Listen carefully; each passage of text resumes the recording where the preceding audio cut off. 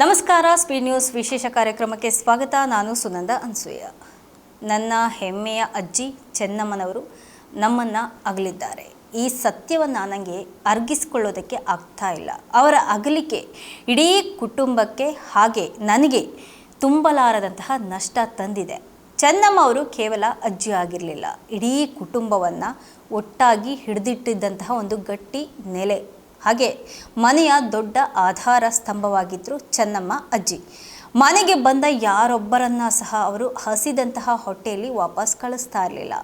ಬಂದವರೆಲ್ಲರಿಗೂ ಸಹ ಪ್ರೀತಿಯಿಂದ ಉಣಬಡಿಸ್ತಾ ಇದ್ದಂತಹ ಅವರ ಕೈಗಳು ಸಾಕ್ಷಾತ್ ಅನ್ನಪೂರ್ಣೇಶ್ವರಿಯ ಸ್ವರೂಪವಾಗಿತ್ತು.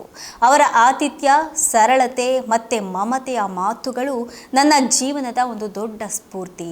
ಅಜ್ಜಿ ಕಲಿಸಿದಂತಹ ಬದುಕಿನ ಪಾಠಗಳು ಹಾಗೆ ತೋರಿದಂತಹ ಪ್ರೀತಿ ಸದಾ ತಮ್ಮಲ್ಲಿ ಜೀವಂತವಾಗಿ ಇರುತ್ತೆ. ಇಡೀ ಕುಟುಂಬದ ದಾರಿದೀಪವಾಗಿದ್ದಂತಹ ಚೆನ್ನಮ್ಮ ಅವರ ಆತ್ಮಕ್ಕೆ ತಾಯಿ ಚಾಮುಂಡೇಶ್ವರಿ ಸದ್ಗತಿಯನ್ನು ಕರುಣಿಸಲಿ ಅಂತ ಹೇಳಿ ತಮ್ಮ ಅಜ್ಜಿ ಚೆನ್ನಮ್ಮನನ್ನು ನೆನೆದು ನಿಖಿಲ್ ಭಾವುಕರಾಗಿ ಮಾತನಾಡಿದ್ದಾರೆ. ಹಾಗೆ ಅದು 2020 ಕೋವಿಡ್ ಸಮಯ. ಈ ಒಂದು ಸಂದರ್ಭದ ಬಗ್ಗೆ ಕೂಡ ಮಾತನಾಡಿದ್ದಾರೆ. ಅವರ ಒಂದು ಮದುವೆ ವಿಷಯದ ಕುರಿತು ಮಾತಾಡಿದ್ದಾರೆ. ಲಾಕ್ಡೌನ್ ವೇಳೆಯಲ್ಲಿ ನಟ ಕಮ್ ರಾಜಕಾರಣಿ ಆಗಿದ್ದಂತಹ ನಿಖಿಲ್ ಕುಮಾರಸ್ವಾಮಿ ದಾಂಪತ್ಯ ಜೀವನಕ್ಕೆ ಕಾಲಿಡ್ತಾರೆ, ಮದುವೆ ಆಗ್ತಾರೆ. ರೇವತಿ ಅನ್ನುವರನ್ನ ನಿಖಿಲ್ ಅವರು ಮದುವೆ ಆಗ್ತಾರೆ. ಬಿಡದಿ ಸಮೀಪದ ಕೇತಗಾನಹಳ್ಳಿಯ ತೋಟದ ಮನೆಯಲ್ಲಿ ಏಪ್ರಿಲ್ 17, 2020 ನಿಖಿಲ್ ಕುಮಾರಸ್ವಾಮಿ ಹಾಗೆ ರೇವತಿ ಅವರ ವಿವಾಹ ಮಹೋತ್ಸವ ನಡೆಯುತ್ತೆ. ಅಷ್ಟಕ್ಕೂ ನಿಖಿಲ್ ಕುಮಾರಸ್ವಾಮಿ ಅವರನ್ನು ರೇವತಿ ಮದುವೆ ಆಗೋದಕ್ಕೆ ಮೇಯ್ನ್ ಕಾರಣನೇ ಅಜ್ಜಿ ಚೆನ್ನಮ್ಮ. ರೇವತಿ ಅವ್ರನ್ನೇ ನಿಖಿಲ್ ಮದುವೆ ಆಗಬೇಕು ಅಂತ ಆಸೆ ಪಟ್ಟಿದ್ದಂತಹ ಚೆನ್ನಮ್ಮ ಕಾಂಗ್ರೆಸ್ ಮುಖಂಡ ಎಂ ಕೃಷ್ಣಪ್ಪ ಅವರ ಅಣ್ಣನ ಮೊಮ್ಮಗಳು ರೇವತಿಯಾಗಿರ್ತಾರೆ.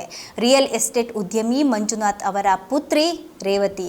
ತಮ್ಮ ಮೊಮ್ಮಗನಿಗೆ ರೇವತಿಯೇ ಮಡದಿಯಾಗಬೇಕು, ಪತ್ನಿ ಆಗಬೇಕು ಅಂತ ಹೇಳಿ ಅಜ್ಜಿ ಚೆನ್ನಮ್ಮ ಆಸೆ ಪಡ್ತಾರೆ.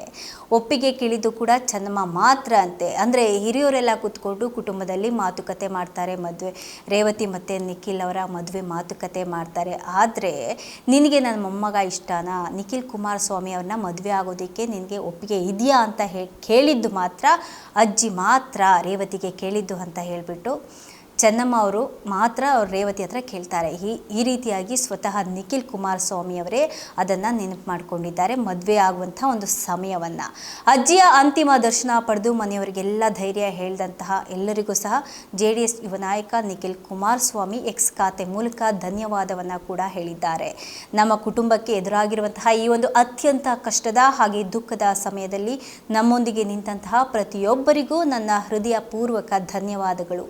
ರಾಜ್ಯದ ಮೂಲೆ ಮೂಲೆಯಿಂದ ಎಷ್ಟೋ ದೂರದ ಊರುಗಳಿಂದ ಆಗಮಿಸಿ ನನ್ನ ಅಜ್ಜಿಯ ಅಂತಿಮ ದರ್ಶನ ಪಡೆದು ನಮಗೆ ಧೈರ್ಯ ತುಂಬಿದಂತಹ ಪ್ರತಿಯೊಬ್ಬ ಅಭಿಮಾನಿ ಹಾಗೆ ಕಾರ್ಯಕರ್ತ ದೇವರಿಗೂ ಸಹ ನಾನು ಆಜೀವನ ಋಣಿಯಾಗಿರ್ತೀನಿ ಅಂತ ಹೇಳಿಬಿಟ್ಟು ನಿಖಿಲ್ ಕುಮಾರಸ್ವಾಮಿ ಅವರು ಹೇಳಿದ್ದಾರೆ.